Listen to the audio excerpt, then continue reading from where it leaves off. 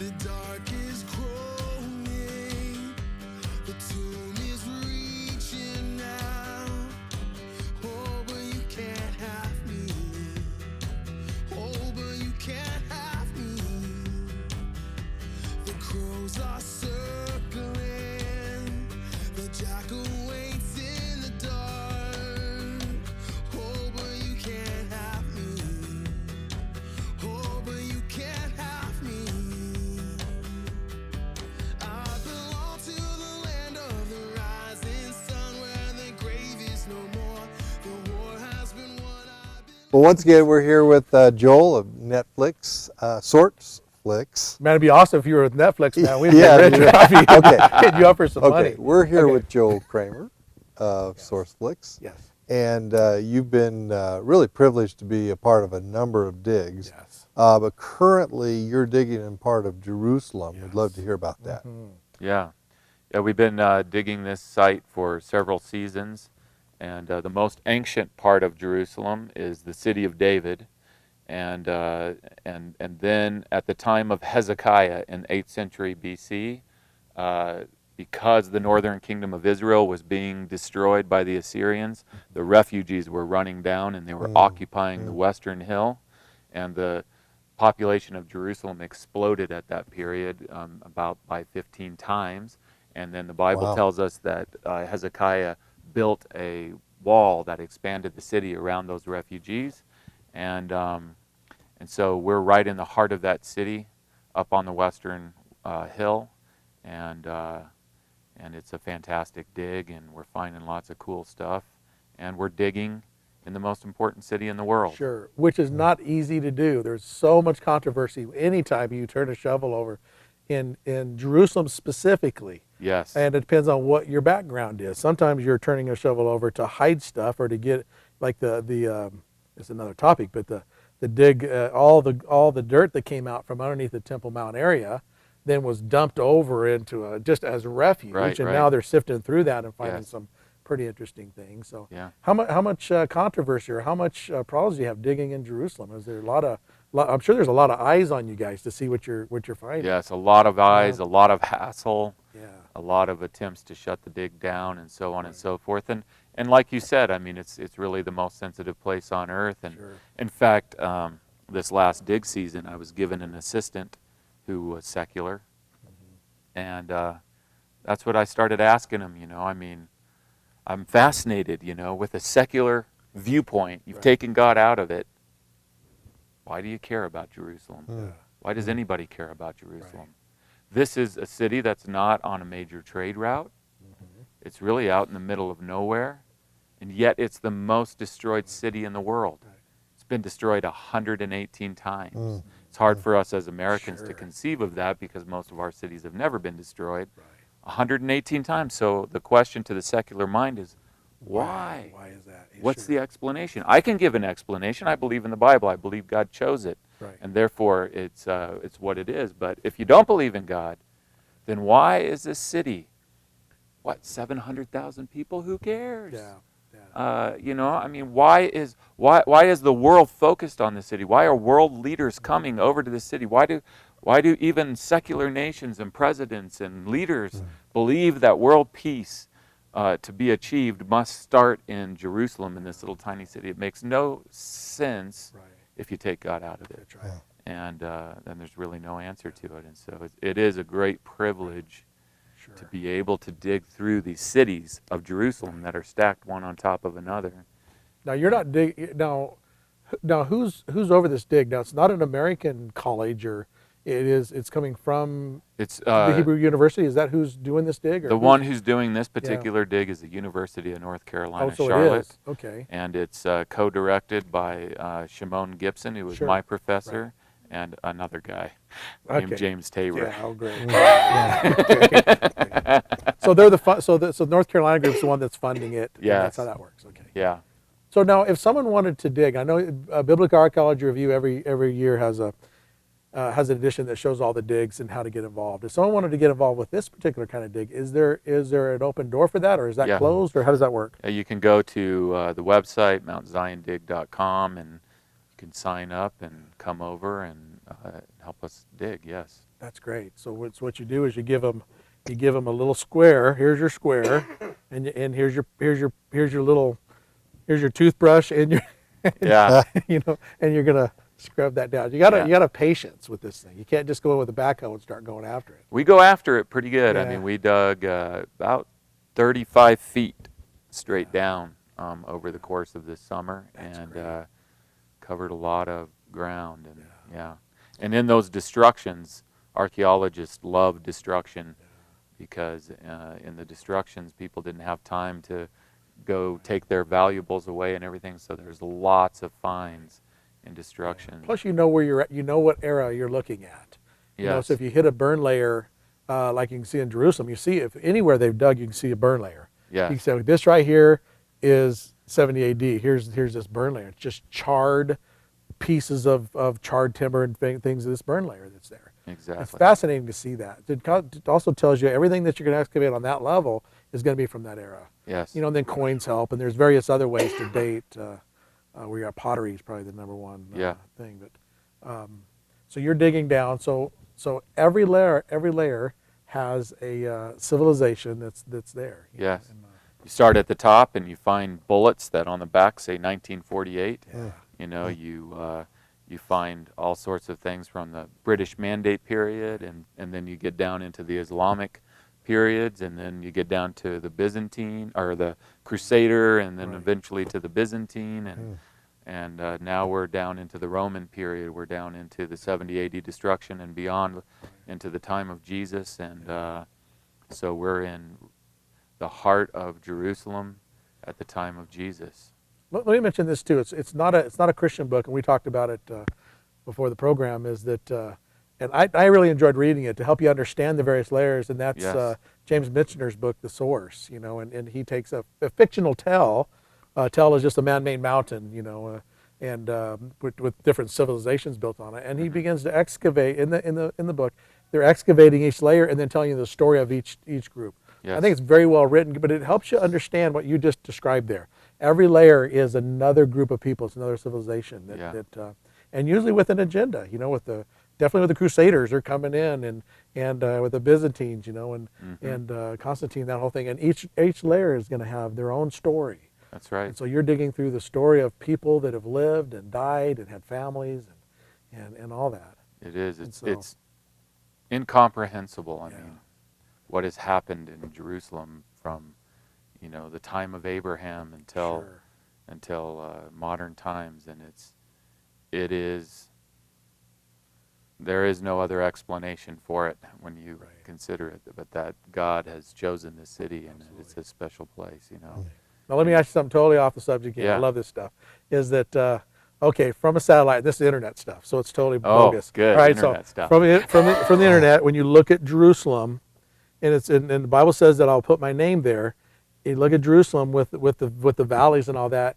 You seem to see the name of God. You see the sheen. You see the name of God. And have you ever heard of this? I gotta teach you some things. Have you ever heard this? Oh my goodness! Have you ever seen the name of God in the typology of Jerusalem? You can see the name of God. Have you ever seen that? No. YHWH. You see that? You never seen that? I'll just show you that. Go there, man. The internet is just filled with really good things. You've never seen that. Wow. See, I'm going to teach you some things. That's awesome. All right, so. Well, we do know that God has put His name in that, and you cannot be in Jerusalem without sensing the presence of God, especially as a believer. You cannot be in Jerusalem without sensing the presence of God. Yeah. I remember the first time That's going right. up to the Wailing Wall, and you know, and I understand all the political stuff with that, but the first time there and understanding where I'm standing, and there was a hesitation even to touch it, just because of reverence for what this is, what this represents. This was Absolutely. here, Sure. and there's just this. There's no other place, John. You probably say this. Yeah. There's no other place in the world that, as a Christian, it feels like home. It Well, feels like there's something about that place. Yeah. You know. Well, I do remember that was the thing that I think surprised me the most on my first trip to Israel. Was I was so focused on the history, I really wasn't thinking about contemporary reality. And it was just getting there and that unmistakable, just that thick sense, you know, you'd say of God's presence, but I'd say it's just the sense that God is at work here in some has his hand there in Yeah. some unique The story's way. not finished. Story's not Exactly. finished. Yeah. But we And- do know how it ends. We do. Just read this book right Absolutely. here. It tells Yeah. you. Absolutely. It tells you. So Yeah. you are there digging in Jerusalem, and you're dealing with a lot of people that don't believe the Bible, that are secular. And but you being a Bible-believing pastor, Mhm. also you're working on your degree in archaeology, and so you're treated with respect over there because this is your life. You're really focusing on that, and we praise God for you because you're one Yeah. of the few. This is the scary thing and the sad thing about archaeology in Israel, that you're one of the few that are over there. There's a handful, but there's also for I don't know what the numbers are, but for every one of you that believe in the Bible, that trust in the as the Bible is the Word of God, there's probably 15 Or that more, absolutely yeah. against it or more. Yeah, absolutely, yeah, so, absolutely. So praise God for what you're doing. Oh, thanks. Yeah. And I should mention too the most spectacular thing that I found in that dig. Absolutely, that you found. Yeah. Yes. And it was in 2009. Do you have it in your pocket there? I wish, yeah. And I was digging, and Yeah. I found a stone vessel. And when you find it's a cup actually, but these, just like ossuaries, were Sure. only made and used during the time of Jesus, Right. basically. And so, and It's it's that got an Holy Grail. 11 line inscription on it. In And, Hebrew? it's actually in Hebrew and Aramaic. Okay. And anyways, one of those lines mentions the temple, a priest who's going up to worship at the house of the Lord, the temple. And so Wow. that was kind of a, my wife would go to the dig site early in the morning Right. before the dig Uh-huh. started, and she'd pray over this site, and I think that's why I found it. That is so cool. Cool. So And, what is that? Is that did they have souvenirs? So for someone that wanted to go in Jesus' day, did they have something that was souvenir, like a coffee cup or something that today, what is that you found? Well, they believed, they had all these beliefs, I mean, some of these beliefs Jesus is rebuking them for, but that Right. they could become unclean, and their utensils could be become unclean, but if it was a stone vessel, then it couldn't become unclean as easily, and so forth. And so that's when these were being made, during the time that the Pharisees were Okay. in place. So this and was more of a everything. pre-approved one that would have been Yeah, clean. and it's a priest who is returning to worship at the temple, and I grew up in Saudi Arabia. Of course, the Muslims teach there is no Jewish temple. Yeah. So here's direct evidence. It's not the only direct evidence of the archaeological evidence of the Right. temple, but here's one that's just it's one of them. right yeah. there. It's one of them. Yeah.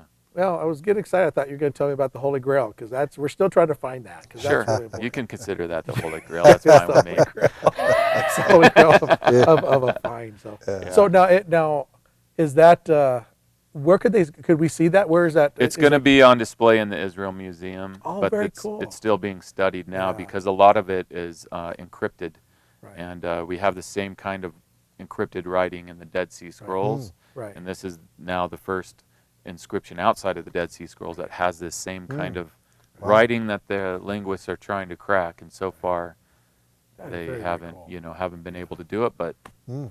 maybe one day they will.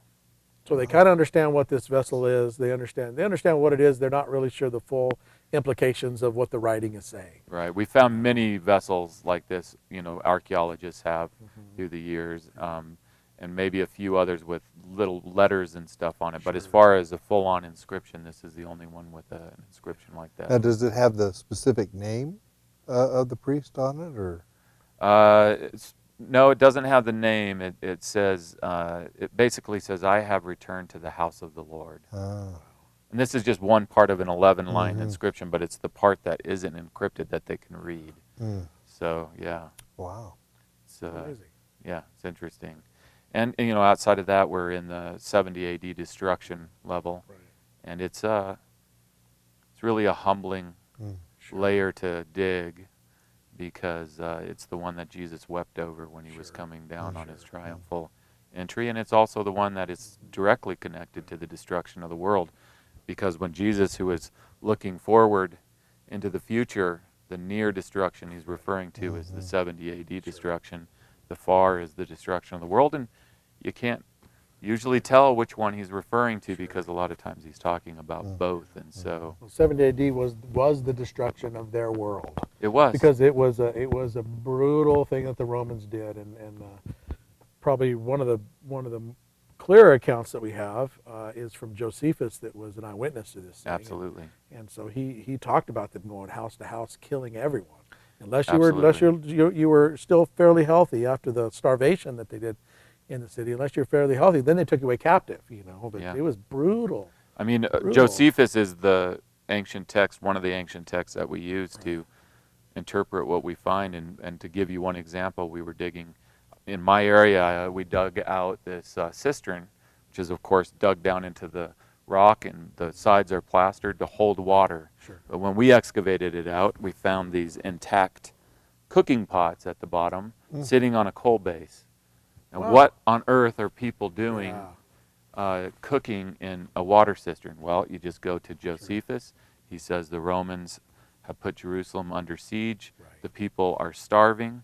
They're cooking their own children That's right. in cooking pots, Yeah. and they're doing it in places like cisterns, because if anybody sees the smoke, if anybody smells that somebody's got food, they're going to come and kill them and eat the food. And so Wow. with that find, we have a direct correlation with Wow. what Josephus is describing, who's an eyewitness of the destruction. Now, if anyone, that's all online as far as the text of Josephus. You can go there, or you can go to any bookstore, or Barnes or Noble, or online. You can go get it Yeah, and read that section, because it's pretty gripping. it is. It's pretty sad Yeah. as you read that. Now, and for you to be digging there, and it's got to be very sobering to understand what happened here. It's very you sobering. know, and so And to also understand that, it's directly related to the city of Jerusalem not recognizing Jesus That's for who right. he is as the Messiah. And that's the problem in the world today. sure. The problem is that people don't Yeah. see Jesus for who he is. And Yeah. yeah, so it is very sobering, and it relates to the world today. It's not just about back then. That's right. We learn history, we learn the history of God's relationship with mankind in the past, so that we can understand that relationship in the future and what's important and what's not. So it is very sobering and very humbling to dig through that debris Yeah. and know that Jesus was looking forward 40 years and weeping Sure. over the city. And today the Jews, on a day called Tisha B'Av, the 9th of Av, they come together at the Western Wall and they weep and they lament, and that's why the Western Wall is called the Wailing Wall Sure. sometimes. They sit in the rubble of Right. 70 AD destruction, looking back over 1900 years, and weep over the destruction Right. of the temple that hasn't stood since in Jerusalem. And it's a deep wound. It's Sure. a deep wound in the Jewish people to Well, this day. it's the place that Jesus wept.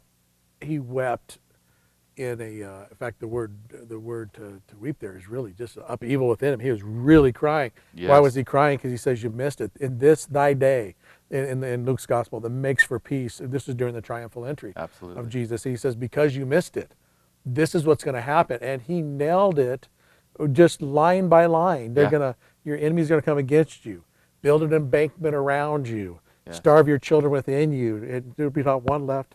I mean, and what he said there was, you could take it line by line, and when you're excavating, that's exactly what happened. Exactly And, what happened. and why did it happen? He said this in that text. He says, because Yeah. you missed the day. You missed it. It's And- here. And when you're Yeah. digging in it, with the burn on your fingers, Yeah. with the bones. I mean, we pull out bags of bones, 8 to 12 of them, this much every day, and a lot of them are the remains of the victims. When you're there in the physical ashes and the destruction, it's very sobering. It's very real, Yeah. and again, it's very telling to the same problem in the world today, because Sure, those two sure. destructions are interrelated. They are, and just as specific as he was about that destruction, he's more specific about what to look for before his return. In the book of Revelation, John, you've done some in-depth study on that. You can go online and find that. But he said this is what's going to happen to planet Earth, Yeah. blow by blow, point by point. He's told us.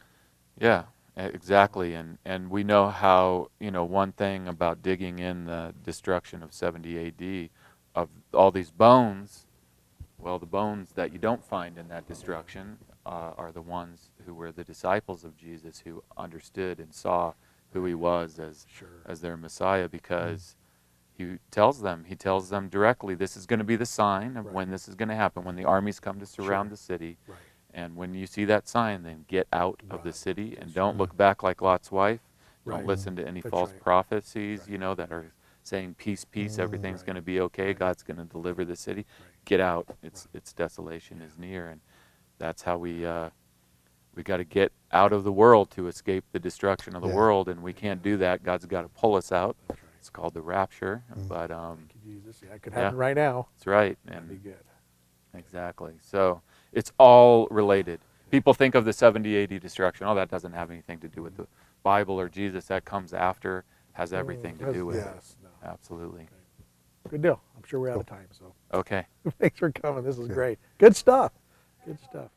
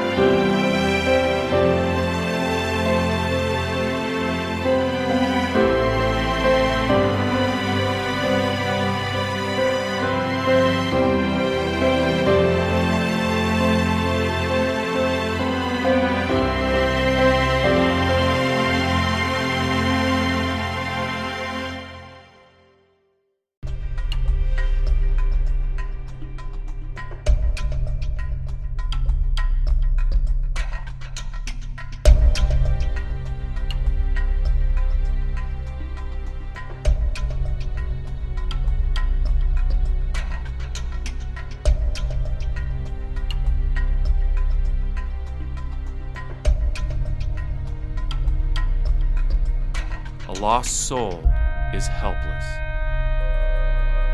And therefore, the only hope that a lost soul has to live is if its shepherd will seek it out, find it, and rescue it.